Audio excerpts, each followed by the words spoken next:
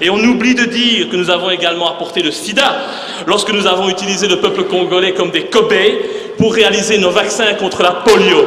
Désinformation et hypocrisie une fois de plus. L'heure est venue d'oser regarder la vérité en face, d'oser reconnaître que jamais notre pays n'aurait pu se développer comme il l'a fait, sans avoir pillé les richesses du Congo, sans avoir pillé les richesses du Congo, sans avoir pillé les richesses du Congo, sans avoir asservi le peuple congolais. 10 millions de morts, cela représente 50% de la population congolaise de l'époque, mais jamais notre pays s'est sincèrement excusé pour ces exactions. Aujourd'hui, plus de 100 ans après ces faits, notre pays a l'obligation morale de faire un devoir légitime et élémentaire de mémoire. Le Congo est pour toujours un pays frère, un pays sans lequel jamais la Belgique ne serait devenue une grande puissance européenne. Le règlement, c'est le règlement.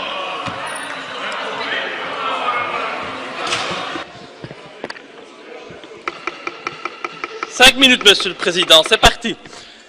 Chers collègues, un pays ne peut se grandir qu'en ayant le courage de regarder en face son histoire et de reconnaître ses crimes et ses erreurs passées. En ce sens, et afin de créer une nouvelle collaboration saine, éthique et respectueuse entre notre pays et la République démocratique du Congo, je pense qu'il est notre devoir, comme l'ont fait avant nous d'autres anciennes puissances coloniales, d'ouvrir les pages les plus sombres de notre histoire. L'heure est venue d'oser regarder la vérité en face, d'oser reconnaître que jamais notre pays n'aurait pu se développer comme il l'a fait, sans avoir pillé les richesses du Congo, sans avoir asservi le peuple congolais. De nombreux bâtiments bruxellois, comme le Cinquantenaire, le musée de Tervuren, ont été construits avec le sang du peuple congolais. De grands projets, comme le port de Zeebrugge, ont été financés par les richesses du Congo. Le travail forcé imposé par Léopold II, le roi des Belges, avec l'assentiment du Parlement entre 1885 et 1908 ne s'est pas fait sans mal. Des populations furent massacrées, domptées par la force par l'envahisseur, des femmes furent violées par les représentants de l'autorité coloniale. La déportation fut pratiquée, sans oublier la tristement célèbre coutume colonialiste des mains coupées, qui toucha également des enfants. Après le règne de Léopold II, la colonisation a elle aussi fait de nombreux dégâts et de multiples victimes. Au total, notre pays est responsable de la mort de 10 millions de Congolais, ça mérite un peu de respect. Un des plus grands génocides du monde. Ces chiffres furent évoqués, pas par moi, mais par une commission officielle du gouvernement belge en 1919. 10 millions de morts, cela représente 50% de la population congolaise de l'époque, mais jamais notre pays s'est sincèrement excusé pour ces exactions. Bien sûr, le comportement brutal des colonisateurs était monnaie courante à cette époque.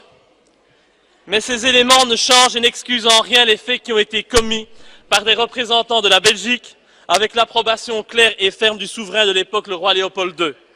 L'ambition de notre roi et le statut qu'il voulait offrir à notre pays ne doivent, c'est pas possible, hein,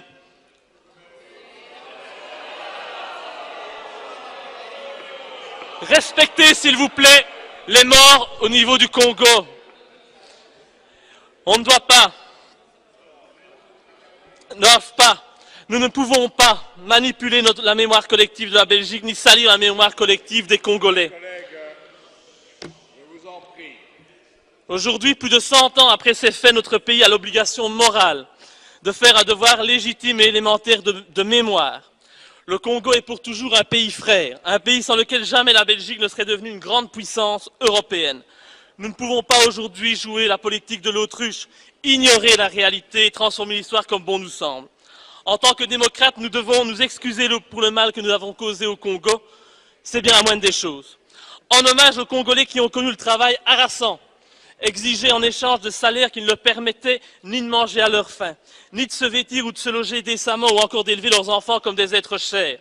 Pour ceux qui ont connu les ironies, les insultes, les coups matin, midi et soir, parce qu'ils étaient des nègres, ceux qui n'oublieront jamais qu'un noir, on lui disait simplement « tu », non pas comme à un ami, mais simplement parce que le « vous » honorable était réservé aux seuls blancs.